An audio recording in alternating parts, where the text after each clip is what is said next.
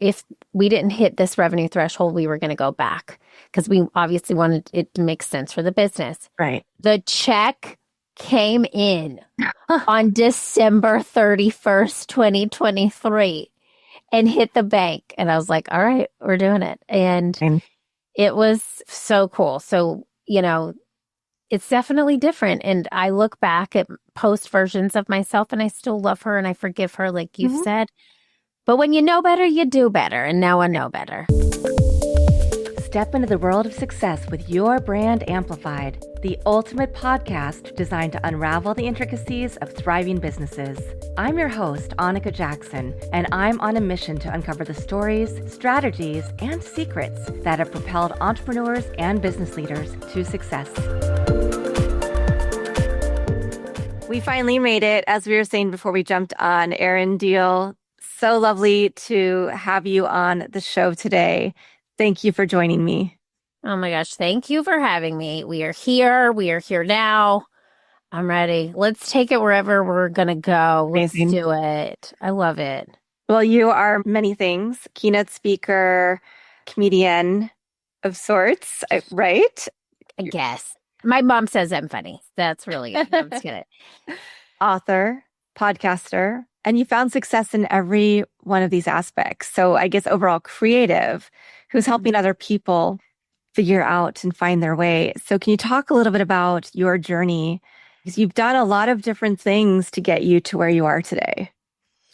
Thank you so much, first and foremost. Yeah, it all starts in my family's living room when I was 8 years old. But truly, I have to tell you, it really did. When I was young, I loved watching the Oprah Winfrey Show. I was obsessed with the Oprah Show, and because I'll tell you why.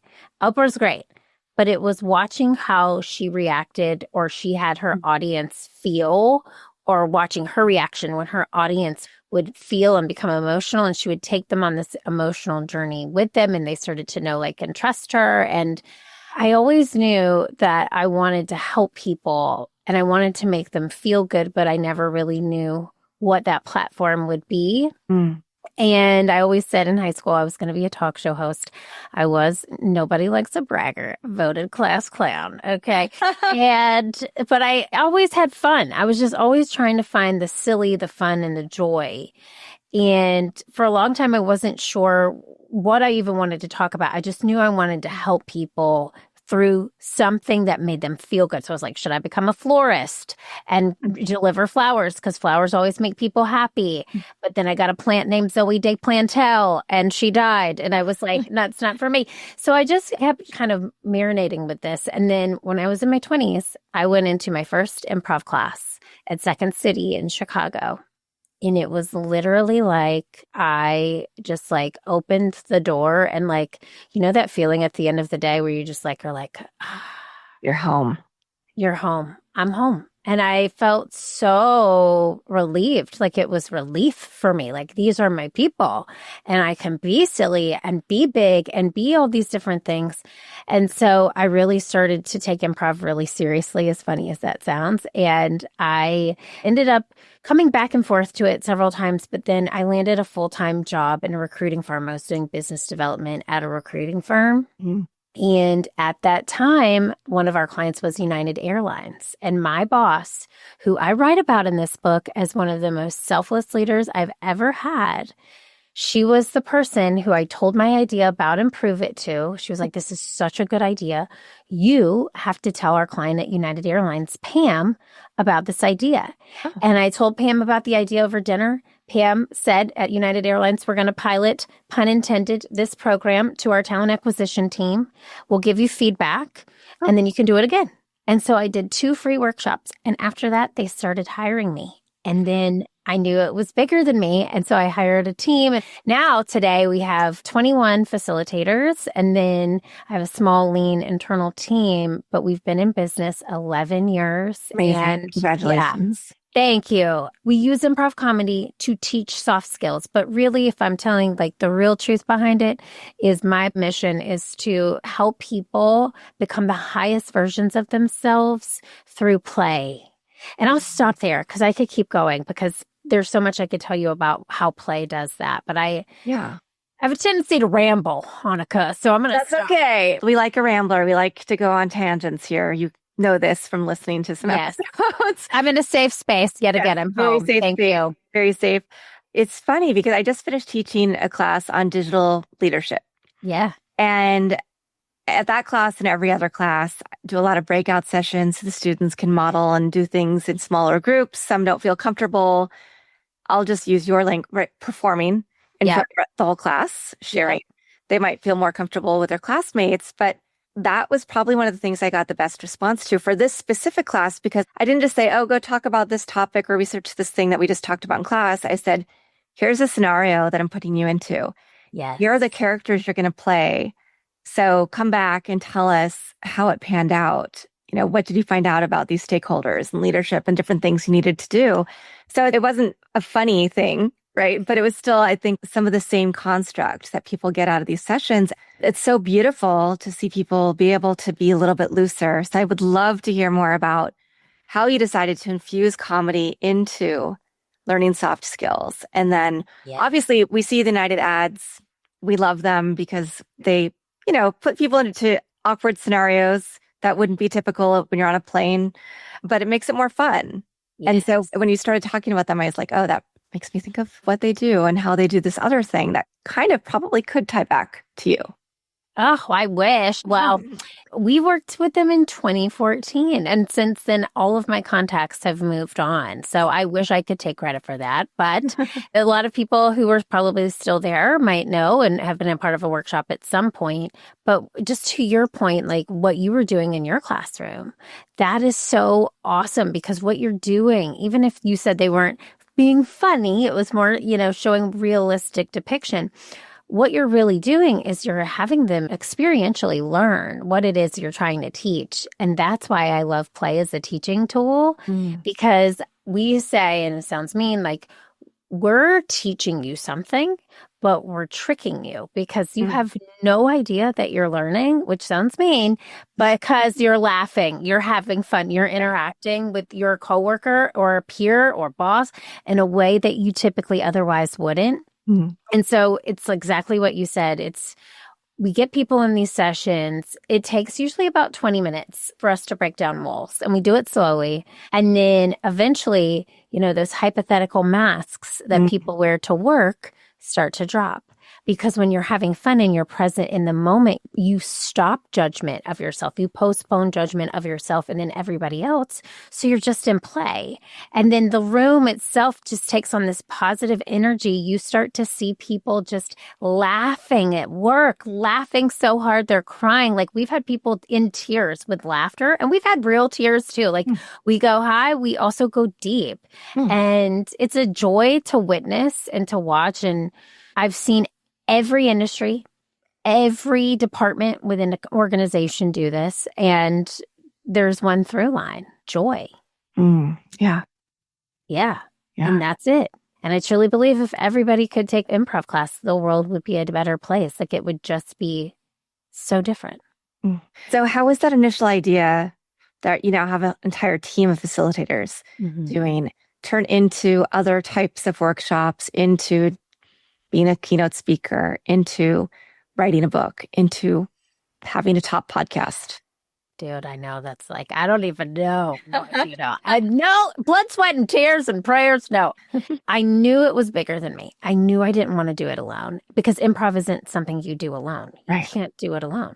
So at the time, I was finishing classes at IO, which is formerly Improv Olympic Theater in Chicago. And I had a bunch of friends who I thought were really funny. And so I said to truly one of the funniest women I have ever met in my life, we became friends in class. I was like, Christy, I have this idea. We went to dinner. She said, yes, I want to be a part of that with you. Nice. She's been with me since day 1 to year 11. So she's our director of talent. So she's very talented. And she has helped recruit, train, refine our work, and help bring in this amazing community of people that we have as facilitators. So we started hiring people in 2014. 2016, we got asked to do this giant conference, and I needed 23 facilitators. Oh, wow. Yeah. So, because we were doing multiple breakout rooms at once. So then we hired a lot of the people we have now. And our last hire, we made like 2 or 3 more hires in 2018. All of my facilitators have been with me since either 2014, 2016, or 2018. We've not hired anyone else. And they're hilarious. They're the best people. We always say they have to pass the airplane test.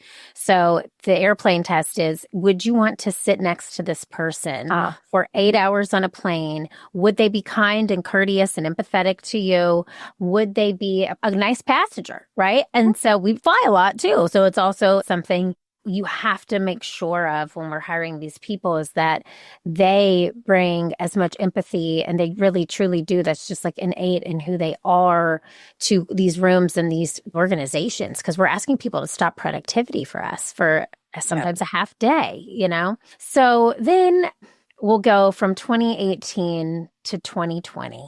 And this is how the book comes into play, Annika. Okay. So I was a new mom at the time. I'll just say this. My son is a product of science. I was going through infertility for many years, and he is truly a miracle baby. And so we gave birth to him in 2019. My team and I at the time were executing against this 85-page growth plan that we developed in the 10,000 Small Businesses program from Goldman Sachs. Like, we were like, okay, we got a plan. And you know what that plan was?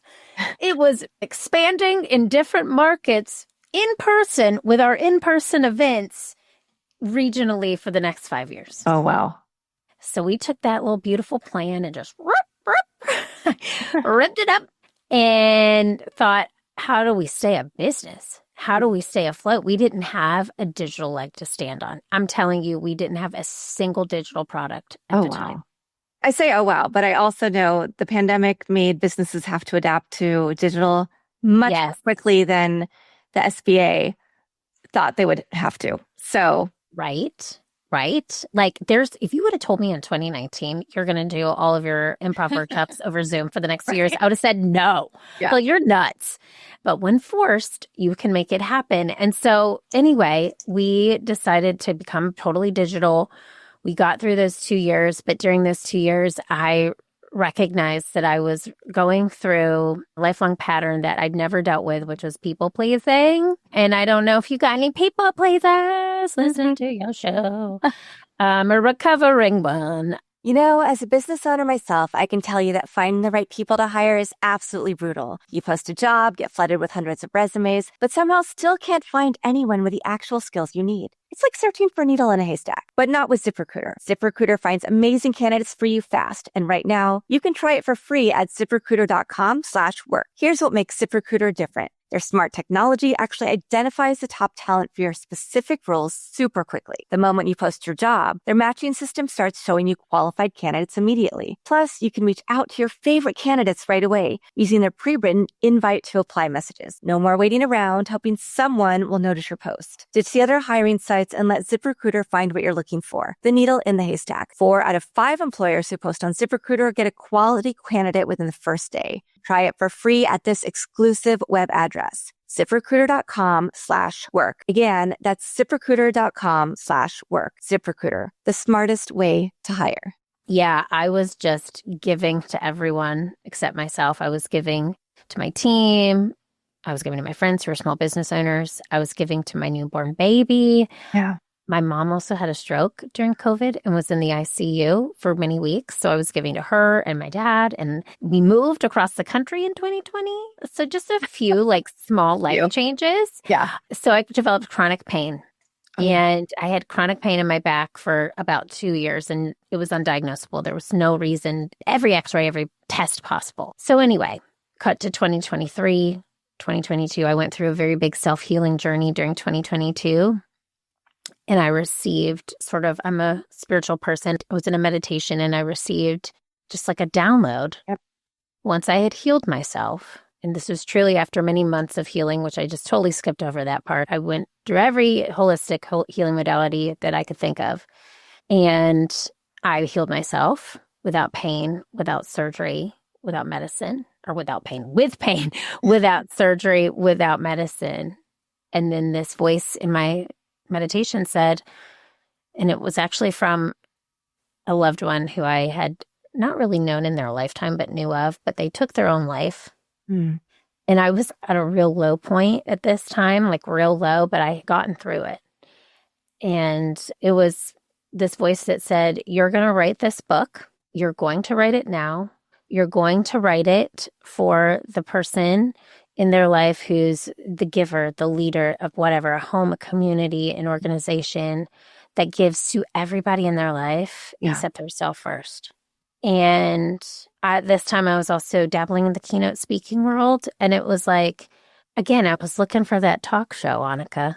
And there it was. It was just plain as day. Like, if I could help somebody, a lot of women in particular, go through this, if I could help somebody else not have to carry the physical pain and learn to make self-love and the top priority on their list, Mm.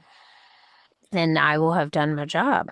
And I have been on that mission since the book released in 2024. And it's been awesome, but it's also hard. Like, there's so many people deal with things and they don't talk about them. I feel like I'm a vessel sort of to share this message, but it's brought me to a lot of people, and a lot of people are in pain. Yeah. And that's all kinds of pain.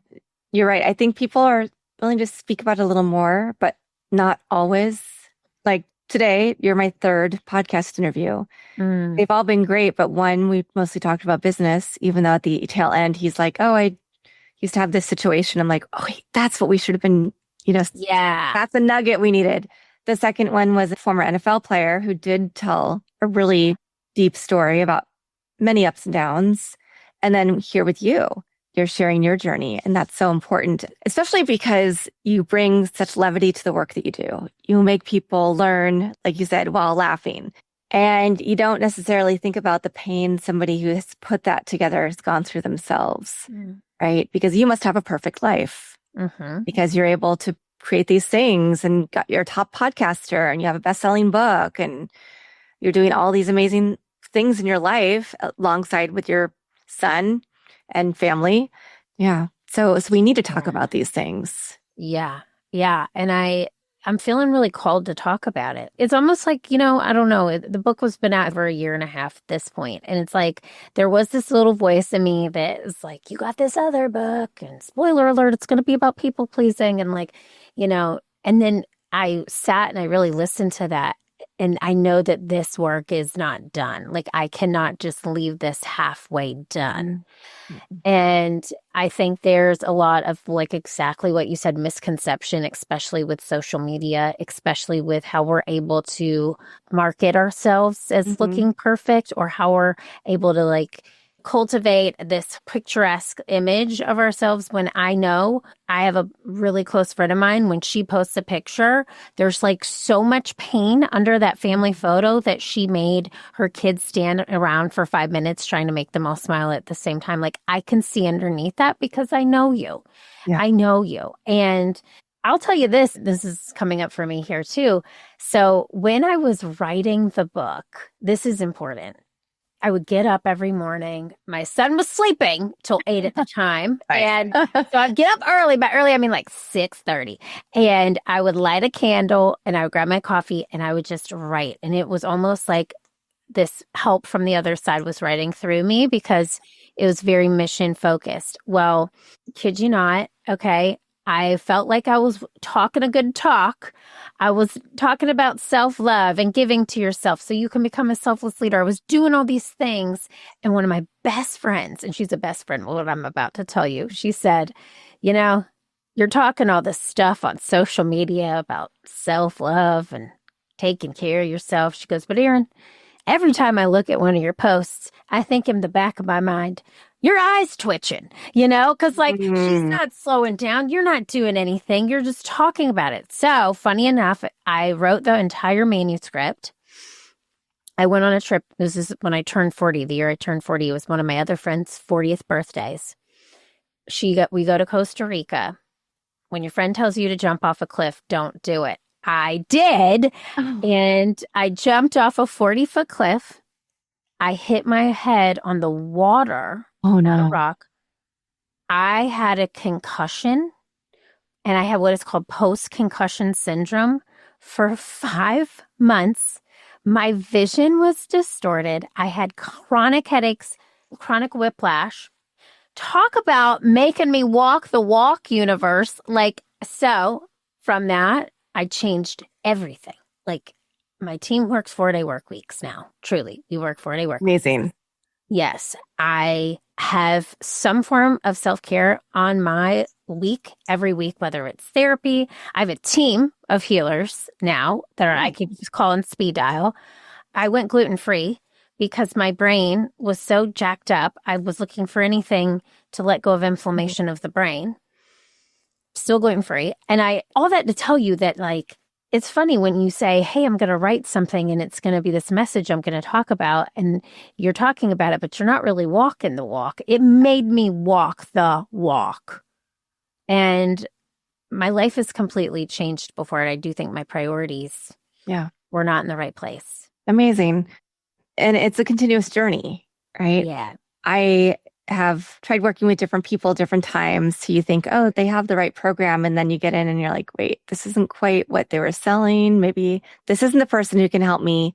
It was when I started working with a former Zen monk years ago to get certified in his program while going through my own, where I started giving myself forgiveness, evaluating things, figuring out what I really wanted my life to look like, not just what I needed to do or being in that panic mode all the time, forgiving people, including myself, for the past things that otherwise I would have, held on to or woken up in the middle of the night and woken up and said, remember when you did that one thing 20 years ago?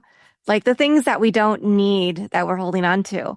It wasn't until, it's not really a pivot, but it's really like deciding my podcast was actually a business and now going, okay, this is now my full-time thing. I need to let go of working for other people. But I also know that I need to deal with, you were talking about the episode you were listening to. Immediately after the episode with Sky Watterson, I talked to her and I signed up for her program because I'm like, if I'm going to find the success and not people please and not overhire because I feel like I need to help people get a job, but then that puts me in a bad situation. It doesn't bring in the profitability, all these other things that I've had to learn along the way of having sometimes very successful businesses, sometimes not even being able to get them off the ground, partly because of that people pleasing, that feeling like we have to put ourselves last, but also dealing with ADHD so that I can set up my business properly. So thinking about things like you went to a 4-day work week, thinking about, oh, you know what, maybe I don't want to podcast every single day because I also have to work on the business and I also produce other people's podcasts and I also teach grad school. So figuring out what all that looks like. And it sounds like that gave you that pause moment to walk the talk, to also figure out how you really want to design your life that would work best for you, for your team, and still grow, right? And also for your family. Oh my God. Spot on. Spot on. And there's so many different ways you could do this. I'm very blessed, #blessed, that I have a very punny last name. So in the book, there is something called the ideal, IDIEHL day. And it's a variation of, have you ever read The Artist's Way with Julia Cameron? Okay. So there's a version of it in there. It's not the same. I did not rip, but I do quote that Julia Cameron has this. What's interesting is that I did the version in The Artist's Way in 2017, and I'm living that life now. It's amazing.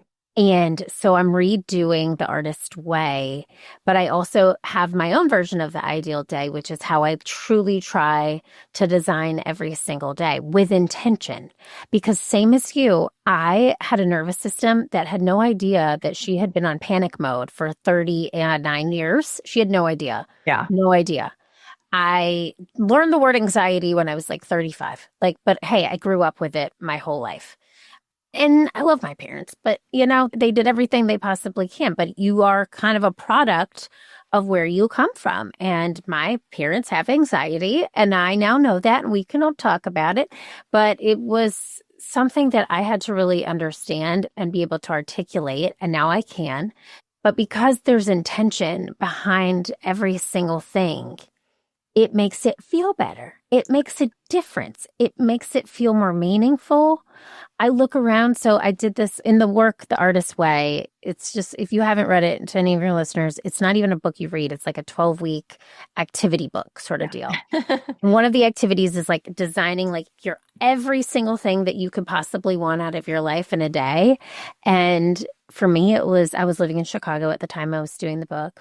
I was so sick of the cold. I was so sick of the cold. I've lived in Chicago, so I understand you. Yeah. It's like a pride thing if you can make it through a winter. And I made it through 15 and I was like, I'm done. I don't need any more pride. One. And done. Yeah. Done. And I still love the city. It's like one of my favorite cities. Just the weather is not for me and my husband. Like every winter we were getting in that the seasonal disorder. I forget what it's called. So in that book, when I did it in 2017, it was like, I want to be around the ocean. I need palm trees. I need sunshine. I want to live in Charleston, South Carolina, which is where I live. I want to, have a child. And I've recently revisited my answers in the book that I did in 2017. And like I said, they're all here.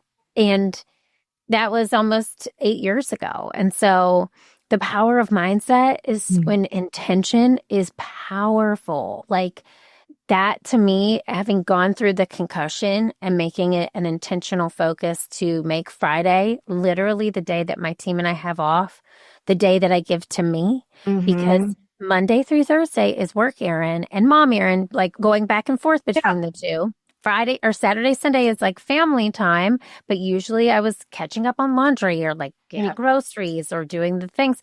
So Friday, I do a lot of life admin things, but I always make sure I do one thing in there for me. Like I'll book a massage. I'll go to a Reiki master. I'll, get acupuncture if that's what I'm feeling at the time. Like there's always, and some things don't even cost money. Like I'll go for a walk on the beach or I'll go to roam the shelves at Home Goods because I love Home Goods. Like, it just, whatever makes me feel good.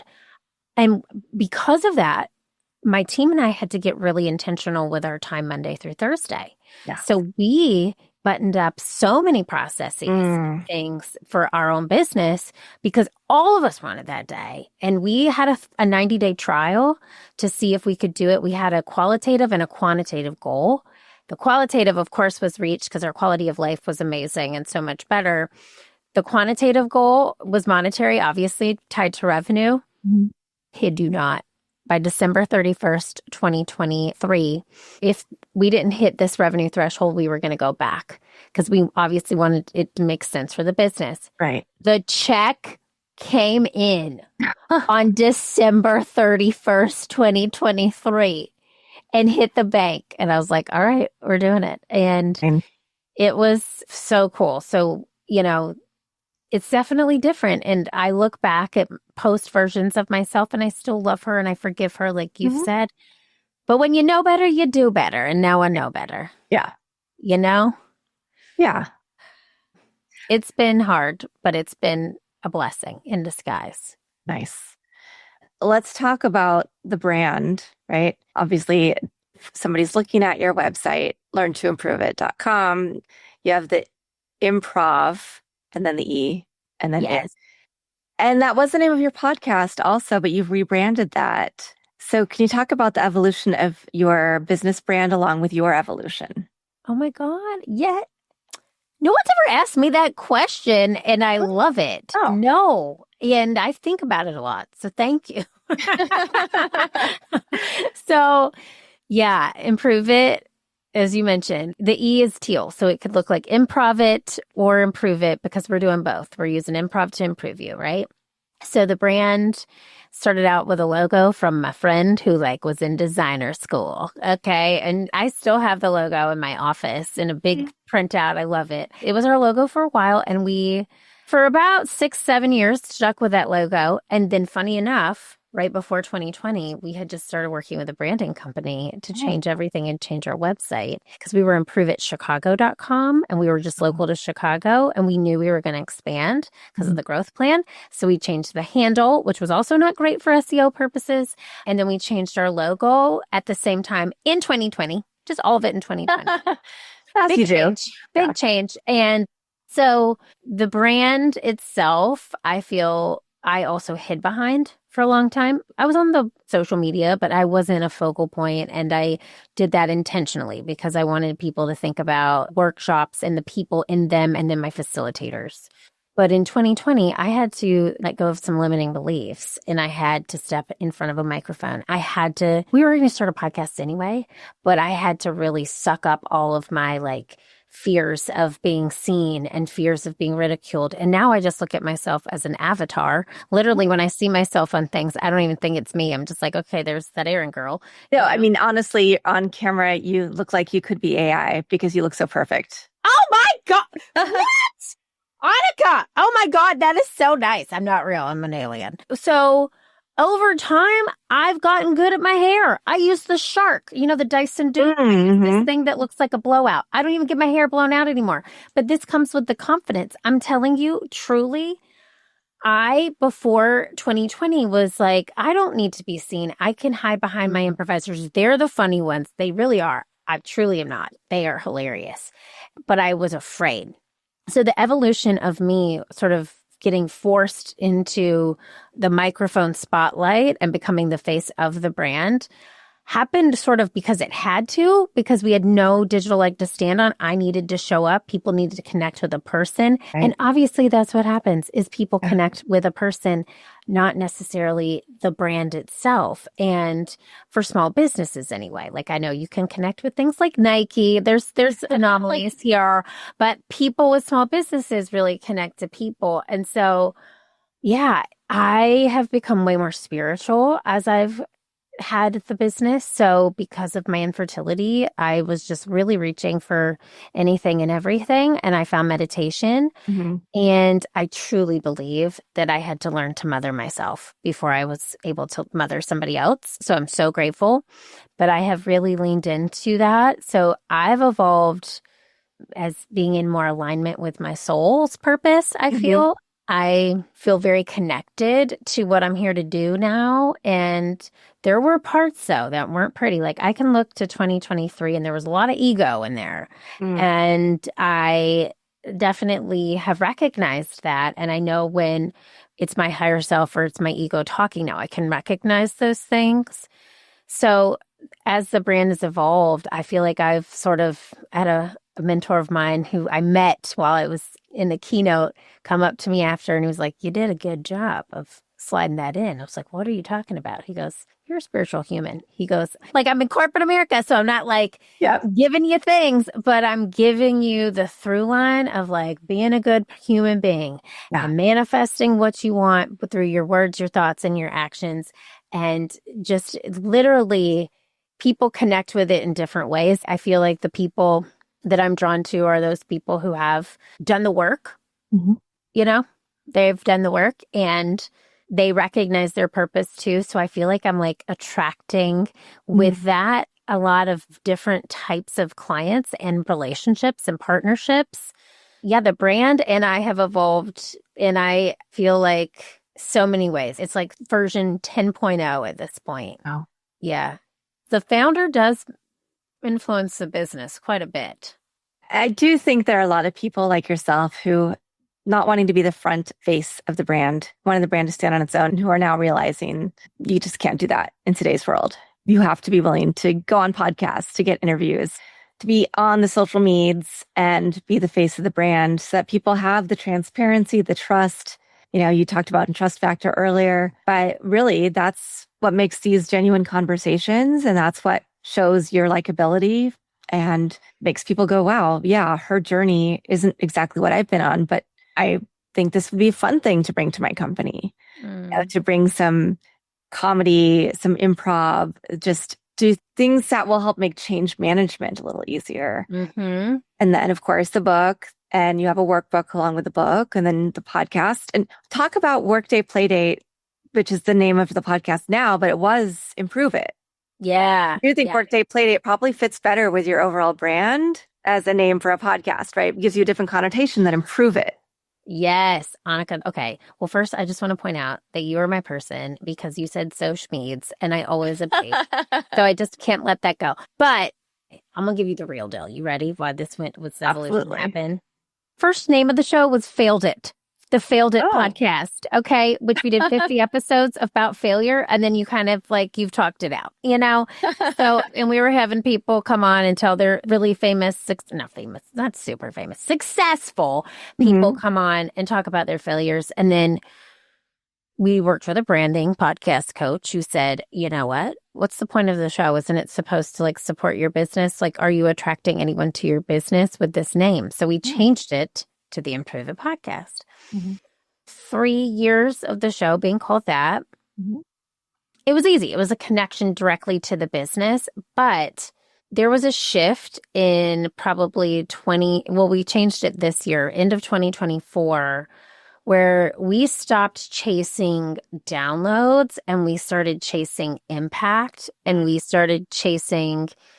didn't want to even chase. We just wanted to attract people who care about people to listen, people who care about joy at work, people who care about genuine connection and having fun, but making that a part of their life to spread joy in the workplace and beyond. And so when we reached that realization, we were all just, okay, we think we need a name change. It just came up. I have a small team. We have 3 of us on the team, and it was like, what about Workday Playdate? And we started tying it around and like playing it around. And at the time we were doing short Monday episodes. Now we're back to one day a week.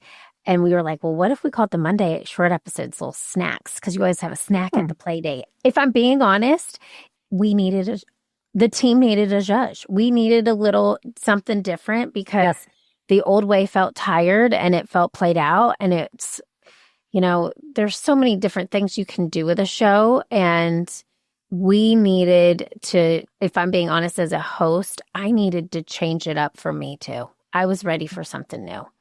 And if some people are like, why would you change the name of your show? That's horrible for like SEO.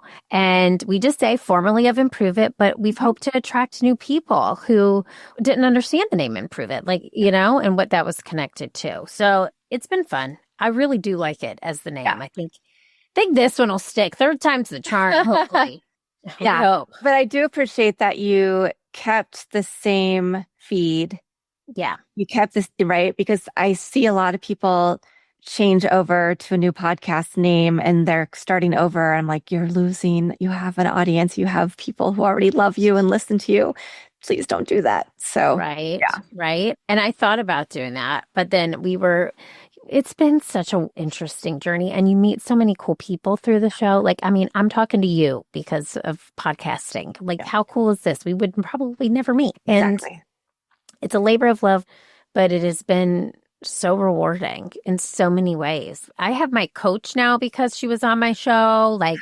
There's so many connections. You're working with the woman on your sky. It's such a good networking tool, and also an amazing service tool. People can hear your intimate conversations and get to know you. It's let me see if I want to try this out. Let me try this out before, I lean in anymore. And so it's been really cool. Amazing. I'm grateful. Sounds like you've had, quite the journey, but you figured out exactly where you want to be now. What comes next? That second book, other expansions? I'm working on a little project. Okay. I will leave it at this. It is not fully fleshed, but it's a multimedia movement that helps unsung heroes in organizations feel seen, heard, and valued. Okay. I'm telling you this, it's literally on a document, one Word doc and Excel spreadsheet right now, but I don't know when this episode will air. We are hoping to make it a real thing in 2026. So it took us a year and 8 months to get here today, but the episode will come out in a couple of weeks. Oh my God. Okay. So stay tuned in 2026. Yes. Yeah. I'll have you back on when Love you it. that launch. And yes. Yeah. I'm actually, there was a second book in there, and I'm holding out on it because I don't feel like the work with ICU is done. Yeah. I really don't. I feel like there's so many, and when I say ICU, it's not just I see you. Mm-hmm. When I say I see you, it's almost as if I'm looking in a mirror. Yeah. So there's a lot of people out there hurting, and mentally, physically, emotionally. And so if there is any way I can use what we do to bring people to the forefront of organizations and get the recognition they deserve, I'm going to do it. I'm going to do it. Love it. All right, Erin, what's a favorite quote, mantra, poem, verse, family motto? I got a couple, but I'll do this one. Pretend that everyone has a sign around their neck that says, make me feel important. And don't lose yourself in the process. Yes. Okay, that's good.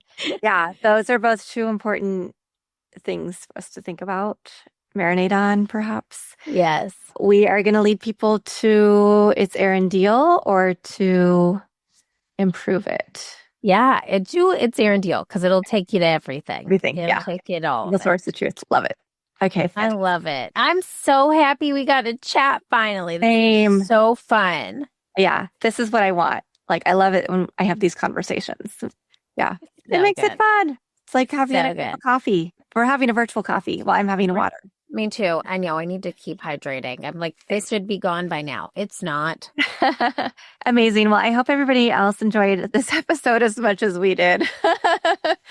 And Erin just has so many great resources for you to check out, whether you need her facilitators to come into your business, bring some levity to change management into just getting through the day and facilitating great workshops, whether you want to get her book and her workbook, listen to the podcast, get those snacks on Mondays. There's so much goodness here. And Erin, I really appreciate you being here on the show today. And I want to thank everybody who's watching this episode or listening to it as well. Thank you, Annika. I have literally had the best time and my cheeks hurt from smiling. So thank you. Thanks for listening or watching to this episode of Your Brand Amplified. Don't forget to leave us a rating or review on your favorite podcast listening platform.